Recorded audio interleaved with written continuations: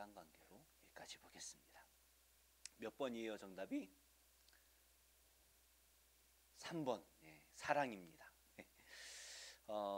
누가 이웃인가 라는 제목을 우리 함께 나눌 텐데요. 저도 설교를 너무 재밌게 해서 우리 친구들이 만화를 보는 것처럼 눈이 동글동글 보면 얼마나 좋을까. 그런 은혜가 제 입술에 있기를 기도해 주시기 바랍니다. 선한 사마리아 사람의 비유, 그죠? 선한 사마리아라는 이 말은 선한 사마리아 법이라는 법까지 만들어질 정도로, 그죠?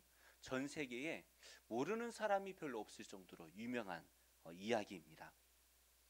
그렇다면 우리는 이 말씀을 어떻게 이해하고 있습니까?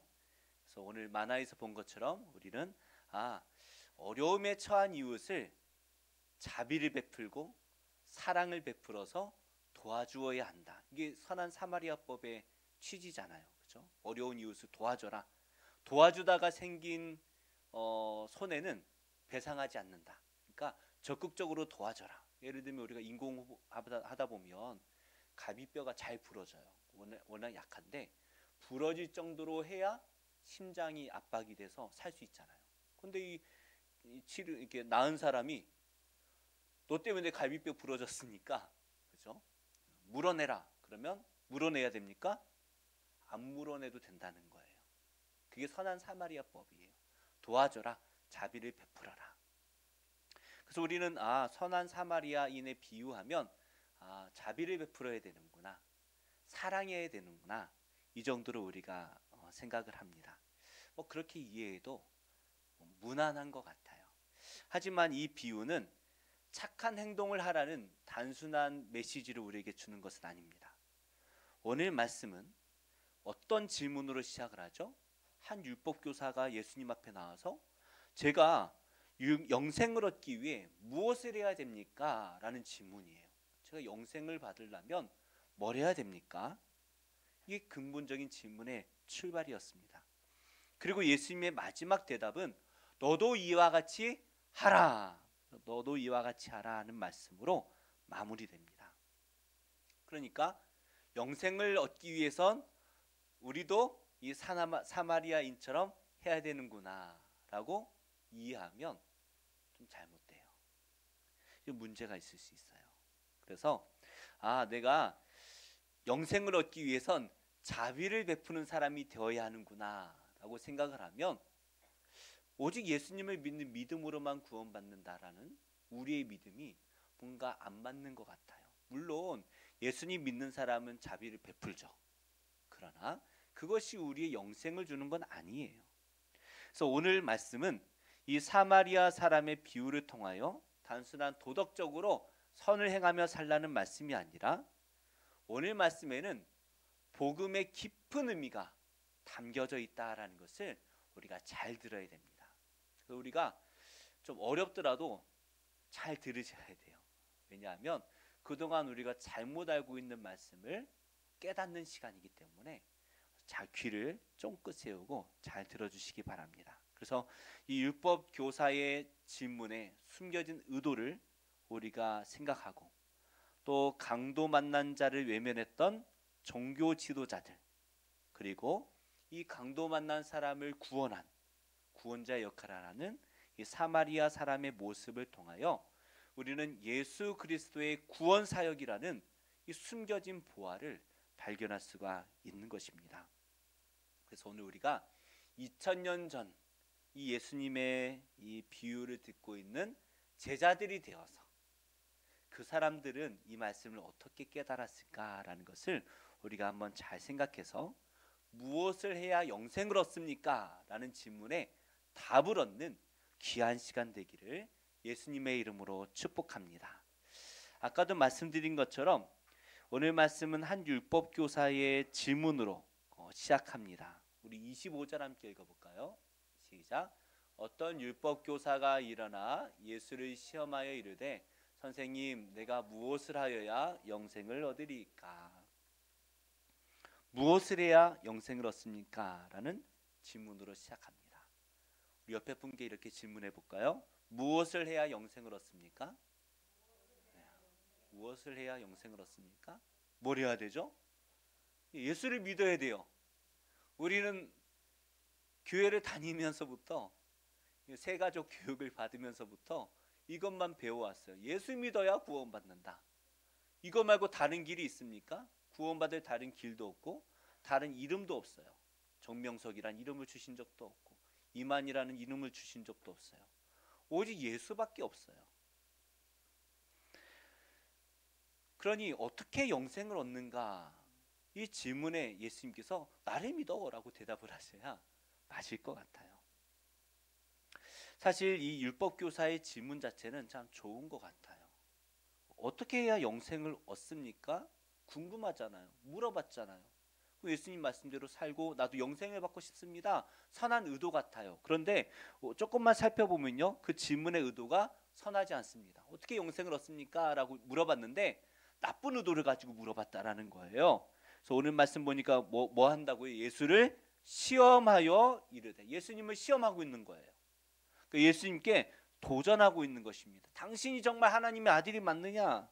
시험해보고, 당신이 더 옳은가? 내가 더 옳은가? 한번 대결해 봅시다 라고 도전하고 있는 거예요. 그래서 율법교사가 예수님께 율법 시험을 보는 겁니다.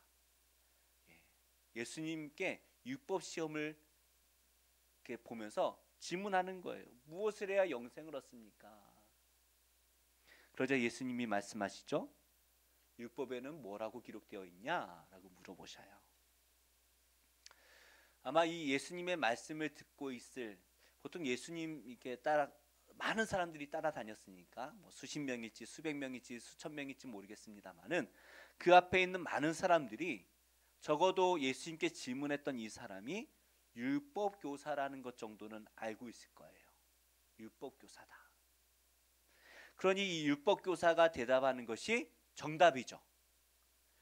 율법에는 영생을 얻기 위해서 뭐라고 기록이 되어 있더냐? 이 율법교사가 정답을 얘기할 거라고 기대해요. 뭐라고 대답을 합니까? 우리 27절 함께 읽어볼까요? 시작. 대답하여 이르되 내 마음을 다하며 목숨을 다하며 힘을 다하며 뜻을 다하여 주 너의 하나님을 사랑하고 또한 내 이웃을 내 자신같이 사랑하라 하였나이다. 아멘. 하나님 사랑, 이웃 사랑 하면 영생을 얻는다라고 기록되어 있습니다. 이게 율법의 전부잖아요. 그래서 이렇게 대답을 하는데 이 말씀이 어디 나오냐면 유대인들이 가장 중요하게 생각하는 성경책이 모세오경, 창세기, 출애굽기, 레위기, 민수기, 신명기. 그 중에 이제 신명기, 레위기 이 말씀이 되게 중요한데요. 이 말씀은 신명기 6장 5절의 말씀이에요. 우리 신명기 6장 5절 함께 읽어볼까요? 시작. 너는 마음을 다하고 뜻을 다하고 힘을 다하여 내 하나님 여호와를 사랑하라. 할렐루야. 하나님을 사랑하라. 이웃을 사랑하라. 그래서 22장 마태복음 22장 40절 말씀에 보면 이 두 계명, 하나님 사랑과 이웃 사랑, 이 두 계명이요 온 율법과 선지자들의 강령이다. 그러니까 성경책을 압축해서 요약을 하면 하나님 사랑, 이웃 사랑이라는 거예요. 그래서 우리는 물론 보기에 따라 좀 다를 수 있죠. 구약, 신약, 오실 메시아, 오신 메시아 이렇게 할 수도 있지만 예수님께서는 이 율법의 모든 것을 합하면 우리가 행해야 될 것 두 가지 뭐예요? 하나님 사랑과 이웃 사랑이다. 이렇게 말씀하시는 거예요. 그러니까 이 율법 교사가 대답한 거는 몇 점짜리예요? 100점짜리 대답이에요. 100점이에요. 합격입니다. 하나님 사랑과 이웃 사랑 말고 우리가 할 수 있는 게 뭐가 되어 있습니까? 우리가 착하게 사는 모든 것이 다 하나님 사랑, 이웃 사랑 안에 다 들어가 있어요. 그래서 이 하나님 사랑과 이웃 사랑을 할 때 우리가 영생을 얻는다라고 말씀하십니다. 자, 여기까지 말씀을 주시고 마무리를 하면 우리가 알아야 할 말씀은 다 이해한 것 같아요. 자, 어떻게 영생을 얻는다고요? 하나님 사랑, 이웃 사랑. 아, 이 두 개만 하면 영생을 얻는구나. 그런데 우리 하나님 사랑, 이웃 사랑 제대로 하고 있나요? 제대로 할 수 있나요? 할 수 없죠. 여기서 끝나면 안 될 것 같아요. 그런데 예수님께서는 이 율법 교사의 질문이 어떻게 영생을 얻습니까? 라는 이 질문이 정말 영생을 받고 싶어서 질문한 것이 아니라는 것을 아셨죠. 예수님을 뭐 하려고 질문했다고요? 시험하려고. 예수님께 율법 시험을 본 거예요. 그리고 다시 질문합니다. 그렇다면 저의 이웃은 누구입니까? 저의 이웃은 누구입니까? 아니, 하나님 사랑과 이웃 사랑을 하라 말씀하셨으면 사랑하면 되잖아요. 근데 제 이웃은 누구입니까? 라고 물어봐요. 왜 물어봤을까요? 율법교사의 친구들은 이웃은 누가 있을까요? 제 친구들은 대부분이 누굴 것 같아요? 제 친구들은 누굴 것 같아요? 목사님이겠죠. 그죠? 예. 고등학교 때 중창단했던 몇 명 친구 빼고는 대부분 제 친구 카톡 목록에는 목사님들이에요. 한 3분의 2는 성도님들이시고 한 몇천 명이 되더라고요. 성도님이시고 한 3분의 1은 다 목사님들이셔요. 제 이웃은 목사님들이에요. 율법교사의 이웃은 누구일 것 같아요? 율법교사의 이웃? 종교인들이겠죠. 이 당시 종교적으로 존경받던 이들. 그래서 제사장, 레위인, 서기관, 바리새인 이런 사람들이 율법교사의 이웃들이에요. 이런 사람들의 특징이 뭐예요? 거룩한 자들이에요. 하나님의 율법을 다루면서 이 율법대로 살려고 거룩하게 살아가는 사람들, 이들이 이 율법교사의 이웃입니다. 그런데 예수님의 이웃은 누구예요? 세리, 죄인들, 가난하고 병든 자들. 그래서 성경은 세리와 죄인들의 친구라고 예수님을 비난하잖아요. 그러니까 이 율법교사는 저의 이웃은 누구입니까? 라고 질문하면서 자기는 의로운 자들과 함께하는 이웃이고 자기 이웃은 다 의로운 자들인데 당신의 이웃을 보세요. 다 죄인들 아닙니까? 나는 의로운 자고 당신은 죄인에 속해 있는 사람입니다. 우리는 뭐 공부 잘해도 공부 못하는 친구들과 다 한 이웃이고 친구고 같이 놀고 하잖아요. 네, 잘 모르나 보네요. 부자나 가난한 사람이나 다 그냥 친구잖아요. 그죠? 그렇게 할 수 있는데 이 당시에는 그렇지 않았어요. 다 경계를 다 나누는 거예요. 나의 이웃은 너의 이웃. 그 조금 더 확장해서 그래 이웃인데 좀 먼 이웃이 정도로 쳐줄게. 이 정도로 쳐줄 수 있는 거예요. 그런데 아무리 봐도 이 종교 지도자들이라는 이 이웃과 죄인의 친구라는 이 이웃은 겹쳐지지가 않는 거예요. 그러니까 율법교사는 당신보다 내가 더 의롭습니다. 당신보다 내가 더 의롭습니다. 왜요? 내 이웃은 다 거룩한 자들이니까요. 이걸 말하는 거예요. 그래서 오늘 말씀에 보면 뭐라고 말해요? 29절에 보니까 그 사람이 자기를 뭐 하려고요? 옳게 보이려고 나의 이웃은 누구입니까? 물어보는 거예요. 당신의 이웃은 죄인들이잖아요. 제 이웃은 의로운 자들입니다. 제가 더 옳습니다.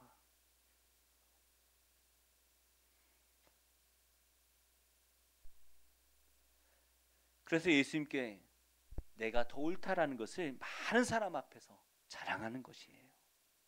자, 이 율법학자에게 예수님께서는 하나의 비유를 말씀하십니다. 바로 우리가 잘 알고 있는 선한 사마리아인의 비유예요. 자, 간단하게 생각하면 이 선한 사마리아인의 비유는 37절 말씀처럼 자비를 베풀라는 말씀처럼 들립니다. 자비를 베푼 자입니다. 그래서 예수님 뭐라고 하셔요? 너도 가서 그대로 행하라. 이렇게 말씀하시는 거예요. 자비를 행하라는 말씀인가 보다. 우리가 이렇게 받아들일 수 있죠. 그래서 우리는 어떻게 영생을 얻습니까? 라고 아까 질문을 했는데 오늘 말씀만 보면 영생을 얻는 비결, 자비를 베풀면 되는구나. 착한 일 많이 해야 되겠다. 그래서 우리 나가서 바포도 하고, 그죠? 어려운 이웃도 도와주고 봉사활동도 많이 하면 내가 구원을 받을 수 있겠구나라고 생각할 수도 있을 것 같아요. 그런데 예수님을 믿음으로 영생받는다라는 우리의 이 믿음을 생각해 볼 땐 뭔가 좀 대답하기가 난감합니다. 그래서 오늘 비유의 말씀을 하나씩 한 번씩 살펴봐요. 자, 한 사람이 예루살렘에서 여리고로 가는 길에 강도를 만났습니다. 아까 만화가 생각보다 고증을 잘했어요. 아까 만화를 생각해 보면 높은 곳에서 낮은 곳으로 막 가는, 그죠? 사막과 같은 길이잖아요. 실제로 예루살렘은 아주 높습니다. 그런데 여리고는요, 해발보다 더 훨씬 100 몇 미터, 거의 200미터 가까운 아래에 있어요. 더 낮아요. 희한한 동네죠, 그렇죠? 바다보다 더, 해수면보다 더 아래에 있는 동네예요. 자, 그러니까 높은 곳에서 낮은 곳으로 가는 험난한 길입니다. 그래서 예수님의 이 비유를 듣고 있던 사람들은 아마도 이 예루살렘에서 여리고로 간다라는 말을 들었을 때에 번뜩 생각하는 게 있었을 거예요. 뭐냐 하면 거기는 강도가 숨어있는 위험한 길인데, 위험한 길이야. 아까 표지판에 강도 조심이 적혀 있잖아요, 그죠? 그것처럼 위험한 길이라는 거예요. 이 사람들이 그거를 알아요. 그래서 사람들이 보통 이 길을 갈 때는 혼자 다니지 않고 무리를 지어 다닙니다. 강도가 많으니까 한 4-5명, 10명, 20명 이렇게 무리를 지어 다니는 거예요. 우리는 치안이 좋잖아요. 엊그제 밤에 산책을 갔는데 롯데 슈퍼로에서 이렇게 댕리단길을 이렇게 한번 걸어갔다 왔어요. 근데 어떤 한 1학년쯤, 초등학교 1학년쯤 돼 보이는 애가 내복 같은 걸 입고 밤에 편의점 가서 뭘 사오더라고요. 밤에 한 9시가 넘었나? 9시쯤 됐을까요? 외국에서는요, 상상할 수 없는 일이에요. 신고당할 거예요. 외국에는 밤길에 초등학생이 밖에 나간다 들으면 어이구 큰일 났는데, 위험한데, 그렇게 생각을 해요. 마찬가지로 지금 예수님의 비유를 듣고 있던 사람들도 같은 마음이었을 것 같습니다. 아니, 혼자 그 예루살렘에서 여리고로 그 위험한 길을 가고 있다고? 강도 만날 텐데, 큰일 날 텐데, 아니나 다를까 강도를 만났어요. 그리고 강도에게 옷을 다, 모든 짐도 다 빼앗겼겠죠. 다 빼앗기고 옷이 다 벗겨져서 거의 죽기 직전까지 맞았습니다. 그래서 이 단어는 거의 죽은 상태를 의미하는 거예요. 거의 죽은 상태. 그러니까 많이 위험한 상태도 아니고 거의 죽은 상태를 의미합니다. 옷이 벗겨졌어요. 생각해 보세요. 우리나라 사람이 여행하다가 이렇게 옷이 벗겨져서 두들겨 맞고 막 이렇게 돼 있으면 이 사람이 중국 사람인지 일본 사람인지 구분할 수 있겠습니까? 몽골 사람인지 구분이 안 돼요. 겉으로 보면. 옷이라도 입어야 좀 일본 사람처럼 입었는데 요즘 옷도 다 거기서 거기니까 구분 안 가지만 구분이 안 돼요.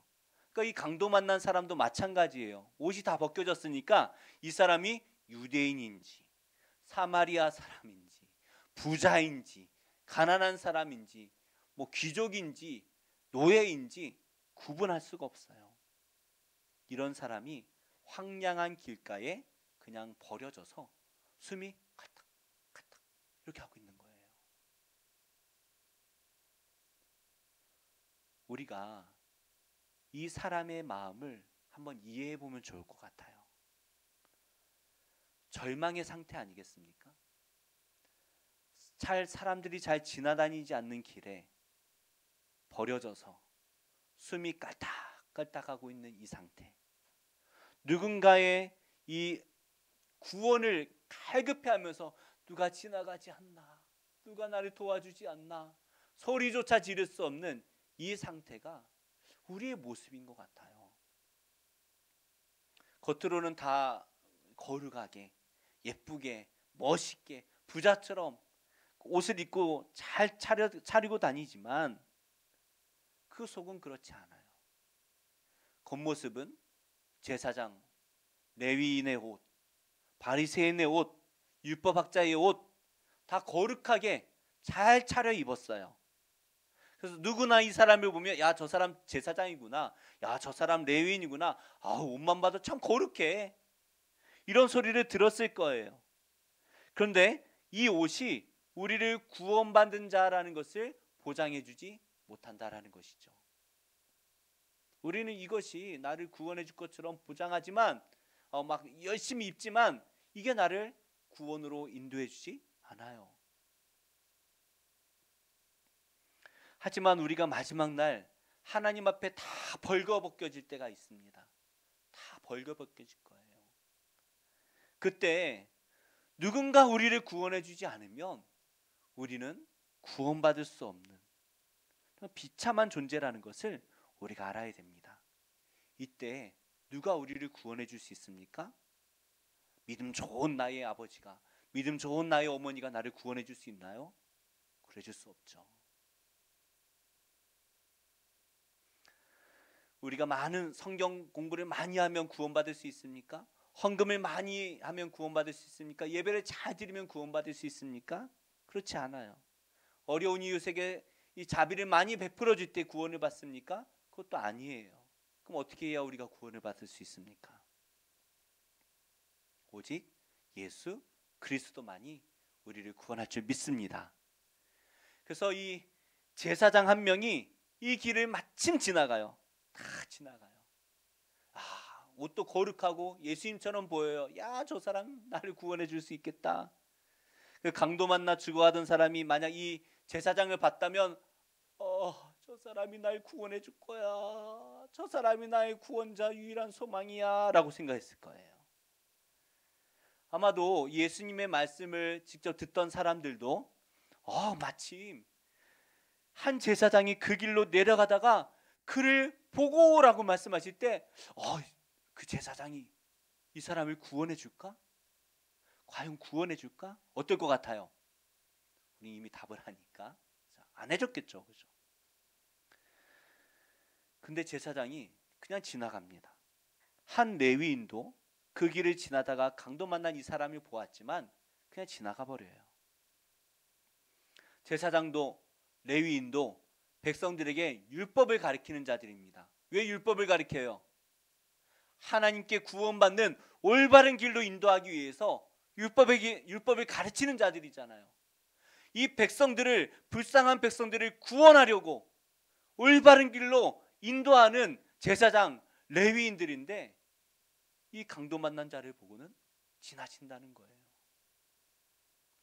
만약에 이 당시에 제사장이나 레위인들이 선한 사람이었다면 당연히 이 강도 만난 사람들을 도와줄 정도로 착한 일들을 많이 했다면 이 말씀을 듣는 사람들이 더 이상 듣지 않았을 거예요. 에이, 예수님 말도 안 돼요. 제가 제사장 몇 명 아는데요. 그 사람들은 그냥 지나갈 사람이 아니에요.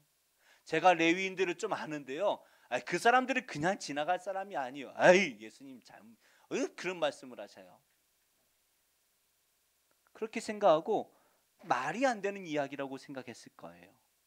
하지만 오늘 이 예수님의 말씀을 듣던 사람들은 대부분이 그럴 만도 하겠다라고 하며 계속 듣고 있는 거예요. 그럴 수도 있겠는데? 제사장, 레위인 그냥 지나가겠는데? 왜요? 그들은 거룩해서 아까 만화에서 본 것처럼 부정타지 않기 위해서 이 죄를 조금이라도 만지지 않기 위해서 그 시체를 만지지 않고 지나갔다라는 거죠. 왜요? 율법에 부정한 것을 만지지 말라고 하셨으니까. 거의 죽어가던 이 사람을 시체와 같이 보고 지나갔다라는 거예요. 그래서 이 예수님의 말씀을 듣던 사람들이 그럴 만도 하구나 이 생각을 하는 거죠. 그런데 세 번째 사람이 등장합니다. 누구예요? 주한 형제님, 세 번째 사람 누구예요? 사마리아 사람. 안 듣고 있는 것 같아도 다 듣고 있어요. 사마리아 사람. 사마리아 사람이 여행을 하다가 이 사람을 만납니다. 사실 유대인과 사마리아 사람은 앙숙관계예요. 앙숙관계. 서로 미워했습니다. 역사를 이야기하면 너무 기니까 유대인과 사마리아 사람들은 서로 상종하지 않습니다. 지나가다가 뭐 죽든지 말든지 신경도 쓰지 않는 사람들이에요. 개 취급해요. 그래서 유대인에게 이방인, 사마리아인, 창기와 같은 죄인들은요 절대로 이웃이라는 이 울타리 안에 들어올 수가 없는 사람들이에요. 저 죄인들은 지옥의 땔감이야. 영원히 불타는 저 지옥에서 죽어야 될 인간들이야 라고 생각하면서 자기들의 이웃에 절대로 포함하지 않는 사람들이에요. 이 사마리아인과 이웃이 된다? 말도 되지 않습니다. 이때부터 안 좋던, 이때가 뭐예요? 이때부터 훨씬 더 몇백 년 전부터 안 좋았던 그 관계가요, 지금까지도 안 좋아서 팔레스타인과 이스라엘이 지금도 전쟁하고 있는 거예요. 그 관계가 계속 지속돼서. 그런데 이 사마리아 사람은 강도 만난 사람에게 다가와서 어떻게 해요? 불쌍히 여겨요. 사람 취급도 하지 않고 도저히 우리의 이웃이 될 수 없어. 저 사람은 죄인이야. 우리의 의로운 백성, 하나님 나라의 백성과 하나가 될 수 없어 라고 이 울타리를 쳐놨던 그 사마리아 사람이 다가와서 불쌍히 여겨요. 그리고 가까이 가서 어떻게 해요? 기름과 포도주를 발라줍니다. 치료해 주는 거예요. 그리고 자기 짐승에 태워서 주막으로 데려가서 돌봐주고는 주막 주인에게 뭐라고 말합니까? 이 데나리온, 이틀 품삯이에요. 우리로 말하면 한 20만 원 정도 되는 돈을 주인에게 말하고는 부탁을 하죠. 잘 돌봐 주시오. 그리고 내가 돌아올 때에 더 필요한 것이 있으면 그때 다 갚아줄 테니 잘 돌봐 주시오. 이렇게 하고 나가는 거예요. 우리가 이 죽어가던 강도 만난 자라고 한번 생각을 해보세요. 그러면 지금 나를 구원해 준 사람이 제사장인지 레위인인지 바리새인인지 뭐 유대인인지 이게 뭐 중요하겠습니까? 나를 구원해 준 사람, 그죠? 나를 구원해 준 사람, 그 사람이 나의 이웃이에요. 이 강도 만난 사람의 진정한 이웃이고 은인은 누구일까요? 당연히 사마리아 사람이죠. 그런데 여기 사용된 단어가 매우 중요합니다. 자, 불쌍히 여겼다, 싸매어 주었다, 데려가 돌보아 주었다. 자, 우리 누가복음 10장 33절 함께 읽어볼까요? 시작. 죄송합니다. 28절을 준비했네요. 네, 시작. 어떤 사람아, 사람 여행하는 중 거기 이르러 그를 보고 불쌍히 여겨. 자, 불쌍히 여겼다. 이 불쌍히 여기다라는 단어는 성경에서 누가 많이 사용한 것 같아요? 성경을 많이 읽어보면 누가 많이 사용해요? 예수님께서 이 백성들을 보시고 불쌍히 여기시는 그런 말씀들이 많이 나오죠. 예수님이셔요. 싸매어 주다라는 단어는 이 율법학자들이 잘 알 만한 단어입니다. 에스겔의 말씀인데 에스겔 34장 16절 우리 함께 읽어볼까요? 시작. 그 잃어버린 자를 내가 찾으며 쫓기는 자를 내가 돌아오게 하며 상한 자를 내가 싸매주며 병든 자를 내가 강하게 하려니와 살찐 자와 강한 자는 내가 없애고 정의대로 그것들을 먹이리라. 여기서 싸매주다라는 단어가 오늘 우리가 읽은 이 말씀 안에 있는 싸매주다라는 단어예요. 누가 싸매준 거예요?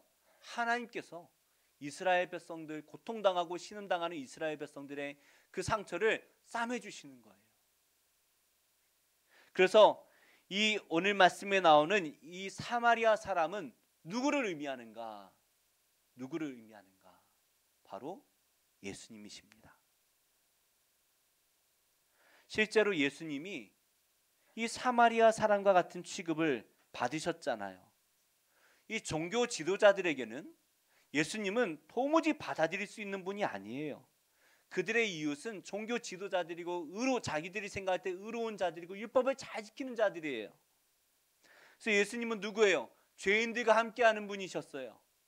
저 죄인과 함께하는 분을 어떻게 내가 받아들여?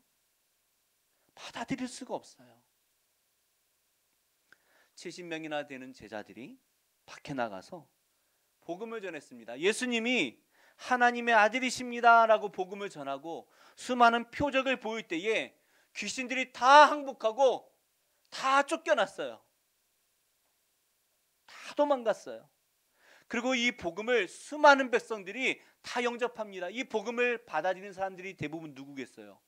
이 종교 지도자들이 생각할 때 죄인이라고 생각했던 사람들, 가난하고 병들고 이방인들이고 그런 사람들, 도무지 이웃으로 받아들일 수가 없는 거예요. 그런데 그 사람들과 함께하는 예수님을 나의 이웃으로, 나의 메시아로, 나의 구원자로 영접한다? 있을 수가 없는 일이죠.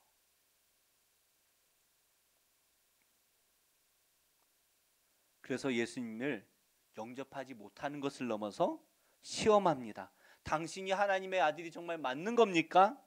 율법으로 도전하죠. 그래서 내 이웃이 누구입니까? 라는 질문으로 당신은 내 이웃이 아닙니다 라고 선을 끊는 거예요. 당신은 내 이웃이 될 수가 없습니다. 당신은 사마리아인처럼 죄인 아닙니까? 죄인들과 함께하는 자들 아닙니까? 내 이웃이 될 수가 없어요. 강도 만난 사람의 참된 이웃은 율법으로 백성들을 구원의 길로 인도한다라고 생각했던 제사장도 아니었고 레위인도 아니었어요. 이스라엘 사람들은 제사장이, 레위인이 우리를 구원의 길로 인도하는 자들이다라고 생각했는데 예수님의 이 비유를 보니까, 그리고 이 비유를 잘 듣고 생각해 보니까 아니에요. 그것이 나를 구원의 길로 인도하는 게 아니에요. 병든 자를 구원할 수가 없어요. 이 율법은 죄인들을 끊어내고 정죄하고 피해가요.